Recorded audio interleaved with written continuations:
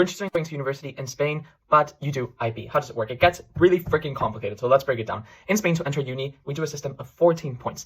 The first 10 points, you can convert from IB directly. Super easy, okay? So basically, if you have a 7 in IB, you have a 10 in the Spanish system. If you have a 6, it's a 9. If you have a 5, it's an 8. That's a really good conversion, okay? Actually, getting a 5 in IB is so much easier than getting an 8 in the Spanish system, so you're golden. You have an advantage over all of the Spanish students. So that's your 10 points. You basically take all your IB grades, the 6 subjects, you convert them to the system, and then you do the average. Those are your 10 points. What about the other 4 points? The other 4 points are reserved for specialized subjects, and these depend on which uni degree you're going to do. So for example, if you're going to go into biological sciences, then things like bio and chemistry are the ones you have to do for that. If you're going to go into econ or history, then you have to do things like history or econ. But here's where it gets complicated, because IB subjects not always work for these 4 points. So for example, if you're going to apply for biology at uni, you can use your bio and chemistry grades from IB to get these 4 points. So that will work. But for example, if you're going to apply to history, you can't use IB history, because in Spain we do Spanish history. Now, if you're lucky enough that you're going to do a degree where your IB grades convert, amazing. But what happens if you want to do a degree when none of your IB courses work?